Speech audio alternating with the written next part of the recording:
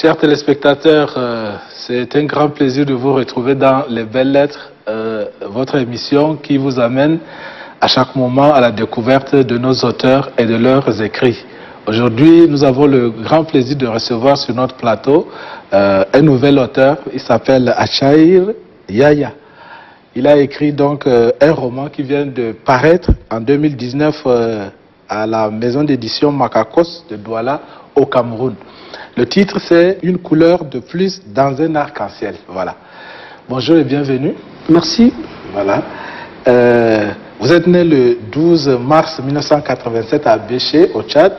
Vous avez fait des études en économie à l'université Adam Barka d'Abéché et vous vous intéressez à ces activités-là. Vous avez une PME, petite et moyenne entreprise, en prestations informatiques.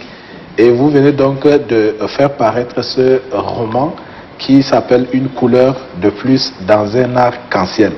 Alors, monsieur Achaïr Yaya, l'arc-en-ciel, pour moi, c'est ce phénomène météorologique qui se dessine dans le ciel, il forme une arc, il y a plusieurs couleurs et tout cela. Mais à la première de couverture, vous avez fait une sorte de caricature qui est là, un ciel parsemé de nuages, et l'arc-en-ciel qui est là au-dessus. Et puis nous avons trois personnages qui sont là, apparemment une femme avec deux enfants qui sont en train de porter une sorte de ruban couleur un peu cendre. On ne sait pas qu'est-ce que cela signifie. Est-ce que donc vous accordez quel sens symbolique à cette image de la couverture? D'abord, avant tout, je peux vous dire que l'arc-en-ciel, c'est un signe. C'est un signe qui nous donne une grande leçon de la vie. Surtout, c'est un signe d'inclusion, de cohésion. Moi et vous, on peut voir cela comme sous forme d'une couleur seulement qui est au nuage. Mais n'oublions pas aussi, l'Afrique du Sud, c'est des Africains comme nous.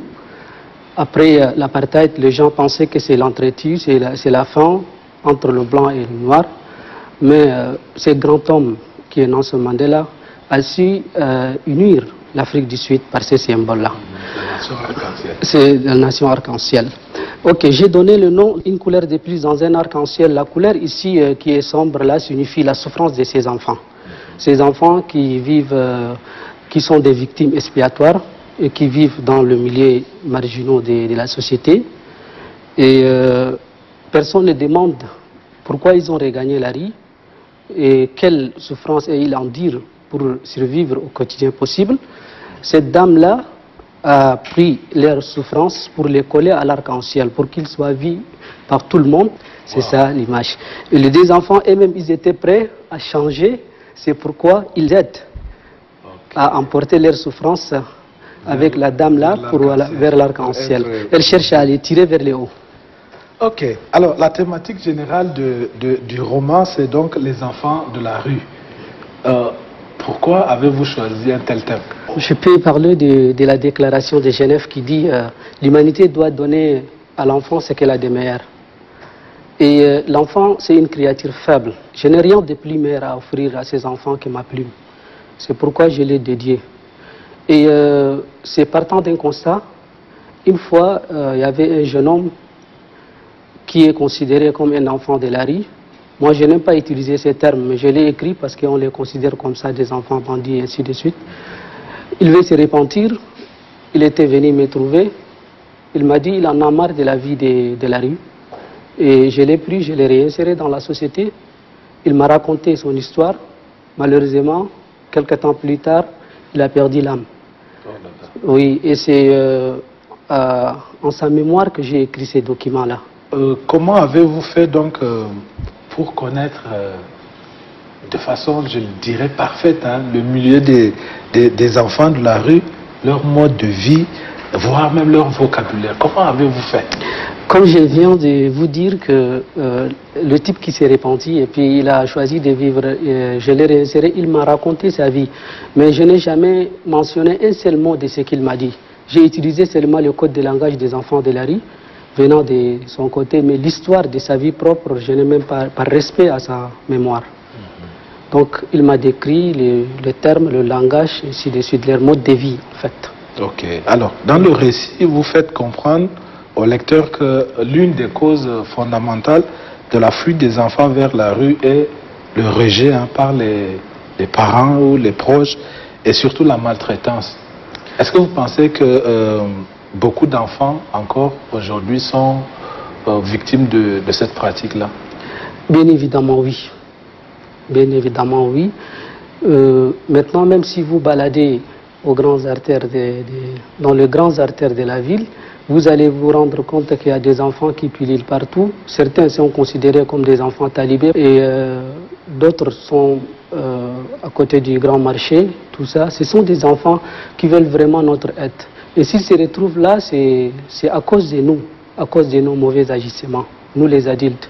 Parce qu'un enfant n'est pas né dans la rue. S'il s'y retrouve, c'est que c'est en grande partie, c'est nous qui sommes responsables, nous les aînés.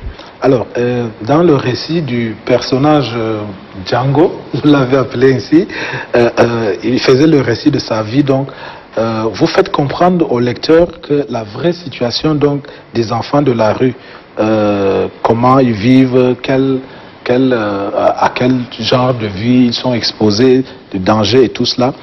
Le message qui se dégage, c'est que ces enfants ne sont pas naturellement donc des enfants bandits, mais c'est l'instinct de survie qui les oblige à devenir des petits bandits. C'est bien cela?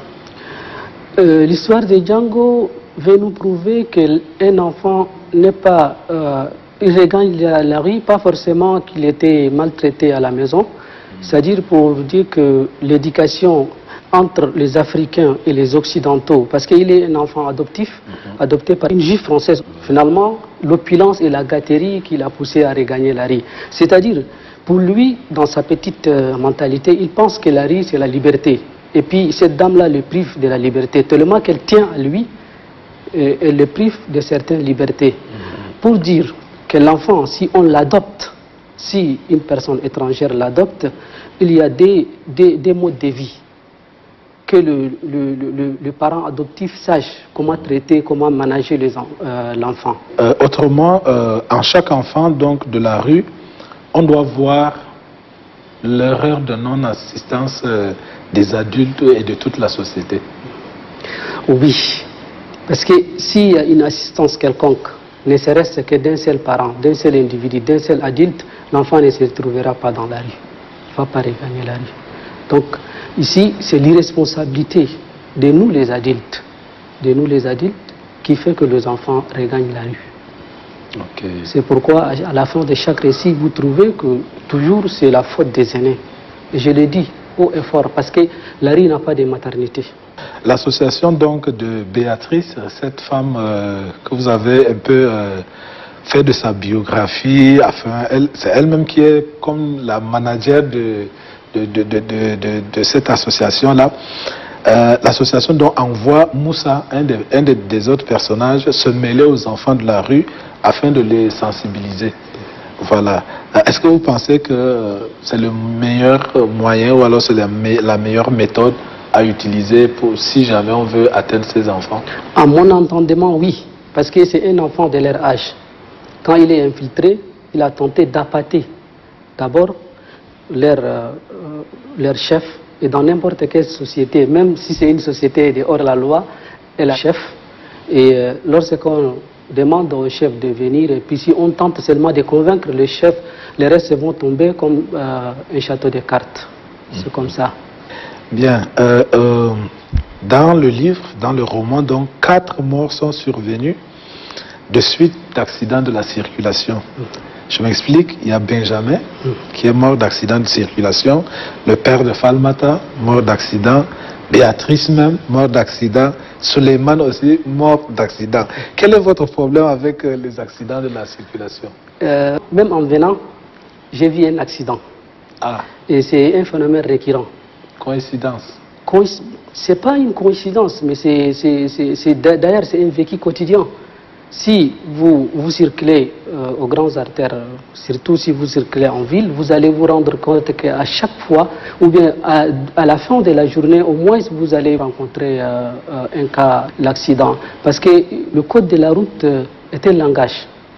Et les gens n'arrivent pas à s'échanger, n'arrivent pas à comprendre ces langages-là. C'est pourquoi l'accident est omniprésent au Tchad. C'est donc par incivisme, par incivisme, si on ne comprend pas le code. Par incivisme, et puis, c'est-à-dire chacun prend un véhicule et puis il conduit comme ça, sans toutefois aller dans des écoles de formation, auto-école, communément appelées auto-école, on ne parle même pas là-bas pour apprendre à conduire. C'est l'anarchie en un seul mot. Excusez-moi pour le terme, mais c'est ça. Oui. Pourquoi est-ce que vous avez fait donc mourir la bienfaitrice Béatrice? Est-ce que sa mort a une signification un peu dans le roman? Effectivement. Là, elle est morte parce que au Tchad, sincèrement dit, au Tchad, on n'a pas un cimetière des athées. Elle est athée. C'est un message pour dire que cette femme qui est comparée à Mère Teresa qui était béatifiée par l'Église catholique, oui. Et elle est athée. Même pour l'enterrer, c'est un problème. Pour dire que l'humanisme dépasse les frontières des religions, des croyances, de tout ça. Et par ça, je vais faire un appel à l'État et à ceux qui sont athées même de réclamer un cimetière. Parce que ni moi, ni vous, personne ne peut m'indiquer avec exactitude le cimetière des athées. Et là, c'est important. Les grandes valeurs, ce ne sont pas des valeurs qu'on les considère comme des us et coutumes. Les grandes valeurs sont les valeurs de la dignité humaine. Après tout, c'est des humains. Et le personnage de Georges, que représente-t-il? Ce Georges-là, il est là, il vient, il décante les situations, il s'en va et il revient comme ça. Les personnages de Georges, pour dire que ici, on a un problème. C'est-à-dire, quand on tente de faire un bien, derrière ça, il y a quelque chose. Mais les Occidentaux, quand ils font des biens, derrière ça, il n'y a pas de... Même s'il y a... Parce que si vous continuez à lire, vous allez vous rendre compte, il a dit il n'a rien à voir avec ça, parce que ces business dépassent la culture économique de notre pays, parce que lui, il parle des bourses, et les bourses ne sont pas une culture économique locale de notre pays. Donc, pour dire, il a double casquette. Et envoyer un message aussi aux Tchadiens, aux autres Africains. Si vous voulez vraiment faire des actes charitables, faites-les en toute modestie, sans attendre en retour quelque chose. C'est ça le message. Ok. Bien, de manière donc résumée, le roman peut se lire comme un plaidoyer en faveur des enfants de la rue. Quelles sont vos suggestions et à qui s'adresse-t-elle? Je parle ici des droits de l'enfant. Et ici, le premier responsable, c'est le parent. Et au-delà des parents, il y a l'État. Parce qu'on dit que les droits de l'enfant sont des droits économiques, sociaux et culturels. Tels que avoir le droit à l'éducation, le droit de jouir d'un meilleur état de santé, qui est un devoir pour le parent et surtout pour l'État. Surtout le droit d'avoir un niveau de vie décent. Et tout ça manque. Donc l'appel, c'est aux aînés, à l'État et à... Vous avez aussi touché d'autres sous-thèmes, hein, le mariage forcé, comment on appelle l'école coranique, où les enfants sont parfois maltraités et puis ça les pousse quelquefois à fuir. Oui, dans ces documents, nous avons soulevé des grandes thématiques auxquelles il faut apporter des solutions. Nous avons parlé de la jalousie, la haine, le mariage précoce, les us et coutumes, la scolarisation des filles, le partage des biens après le décès. Oui, oui, j'arrive. Le partage des biens après le décès du père des familles, la scolarisation des jeunes, la jalousie, la haine, le rejet de l'autre, l'alcool, la prostitution, et j'en passe. C'est-à-dire, nous avons des idées préconçues. Cette dame, elle a quitté son confort pour venir vraiment appuyer ses enfants. Et finalement, on la considère, c'est comme si elle fait partie d'un cercle un peu restreint, communément appelé ici Rose-Croix, que je n'ai pas tenté de le dire, je l'ai dit Rouge-Croix, parce que c'est un cercle ésotérique. Et personne, tout le monde parle de ça, mais personne ne peut les toucher avec... personne ne peut l'indexer avec exactitude. Quand on dit ésotérique, c'est quelque chose qui n'est pas donner au grand nombre. Et comment le reste du monde peut savoir que voilà, il y a un secte, il y a un cercle, et ainsi de suite. Je ne suis pas là pour défendre n'importe quoi, et je ne suis pas là pour discréditer n'importe qui, mais c'est un message pour dire qu'il ne faut pas tenir compte seulement de ce que les gens disent. Les médisances, là, il faut vraiment le mettre de côté. Tout le monde n'a pas la même pensée, n'a pas la même volonté, n'a pas la même vision des choses. Voilà. Et comme vous avez dit, actuellement, les enfants ils pullulent dans la rue, dans les marchés, les coins et tout cela. Comment faire alors? Qu'est-ce qu'on doit faire concrètement pour eux? Bon, la plupart d'entre eux sont considérés comme des enfants talibés. Des enfants talibés, ici appelés muhajirin.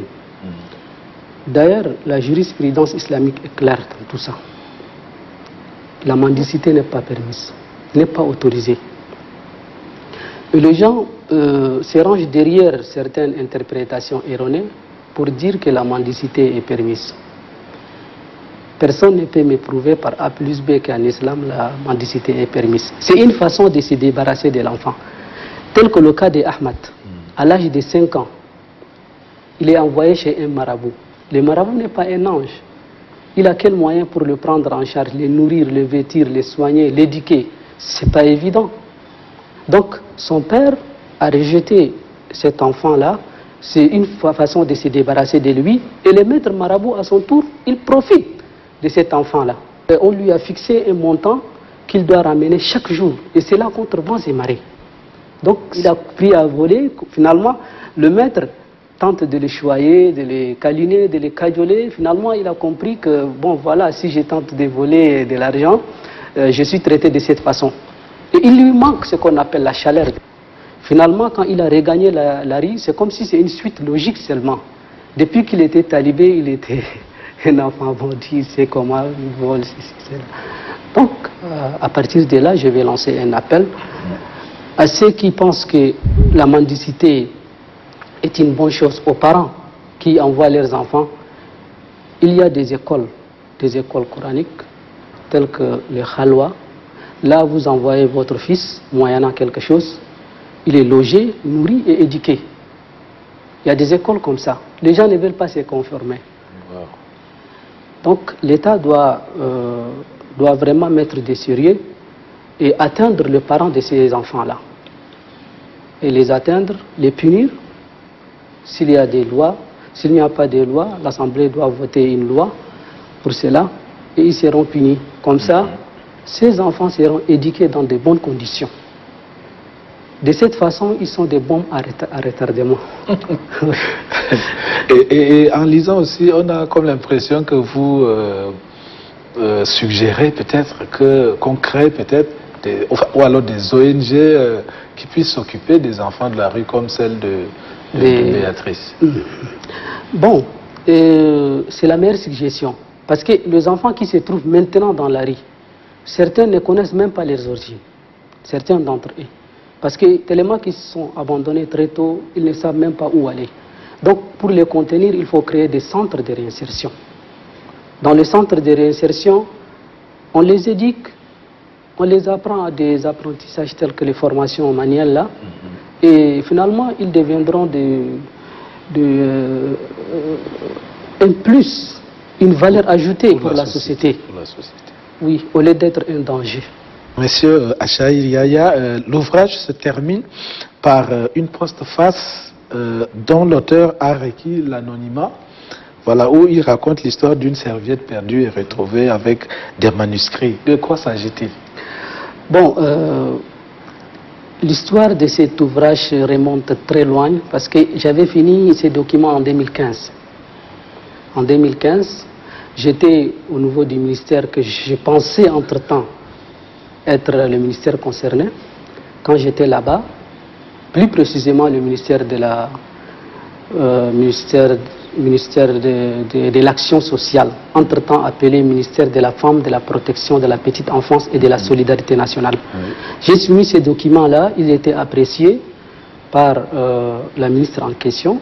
Finalement, elle a orienté vers son conseiller. Et le conseiller m'a dit qu'il va m'apporter des appuis techniques. L'appui technique a été renvoyé au calan grec. Oh là là.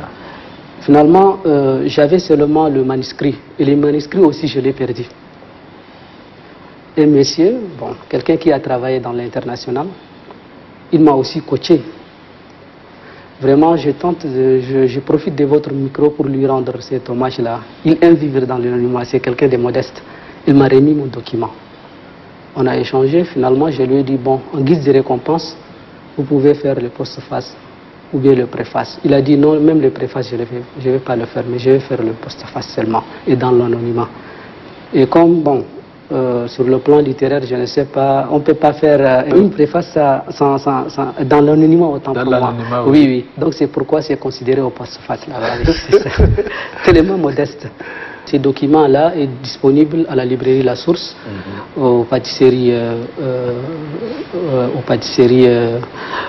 Pain Doré, et puis à l'alimentation générale communément appelée AG. Et le prix? Le prix, c'est 6 000 francs. Monsieur Achar Yaya, nous sommes presque à la fin de notre entretien. Nous allons vous demander de nous proposer la lecture d'un court extrait, n'importe où vous voulez, juste un paragraphe. Pour avoir reçu une éducation scolaire de bas niveau, Django s'exprime en langue véhiculaire. À l'exemple de l'Ingala congolais, de l'arabe tchadien, du Wolof sénégalais, du fond béninois, etc. Si après la fidèle traduction dans la langue des Molières.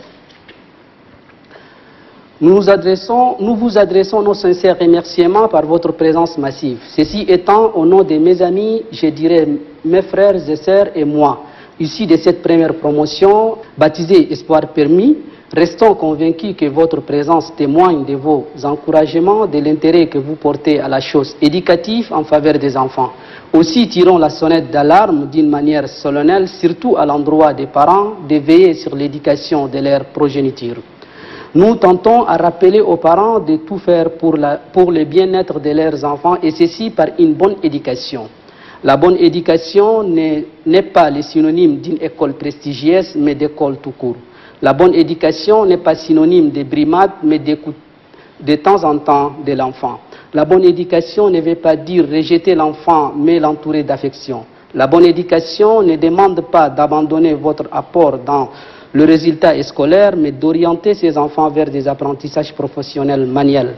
La bonne éducation ne consiste pas à mettre la fille dans la rue pour un retour sur investissement, mais encore la livrer au loup par un mariage précoce, mais lui donner aussi la chance d'aller à l'école. Bref, l'enfant attend tout de vous. En retour, il sera à l'image de vos comportements, de vos agissements, c'est-à-dire bon, mauvais, heureux, malheureux, gentil, méchant, respecté, impoli, courageux, paresseux, optimiste, pessimiste, cancre, intelligent, productif, improductif, etc. Les bons exemples ne peuvent venir que de soi-même. Personnellement, je n'ai pas connu mon père ni ma mère, encore moins une partie de mes origines. Je vivais chez ma grand-mère quand cette dernière a rendu l'âme. Brusquement, l'enfer s'est ouvert à moi. Je me suis retrouvé dans la rue, les brimades, les souffrances endurées, les misères, je dirais presque la déshumanisation, mais sont devenues un lot quotidien. Et dans cette jungle où la loi du plus fort est toujours la meilleure, il fallait survivre. Vous imaginez en ces moments votre progéniture, votre propre progéniture adolescente de surcroît dans cette situation. Je vous épargne des autres souffrances et de leurs conséquences, sinon le lac Tchad ne saurait contenir vos larmes. Ainsi, aussi, mon cas n'est que la face visible de l'iceberg. Qu'en est-il des autres faces cachées et subies d'autres enfants en ces moments? Un grand discours d'un enfant de la rue. Voilà, monsieur l'auteur, merci beaucoup d'être venu répondre à nos questions. C'est à moi de vous remercier. Voilà. Chers téléspectateurs, nous sommes arrivés à la fin de ce numéro d'aujourd'hui. Je rappelle que nous avions reçu monsieur Achar Yaya. Nous avons parlé de son roman qui vient de paraître en 2019 à Makakos, Douala au Cameroun, intitulé « Une couleur de plus dans un arc-en-ciel ».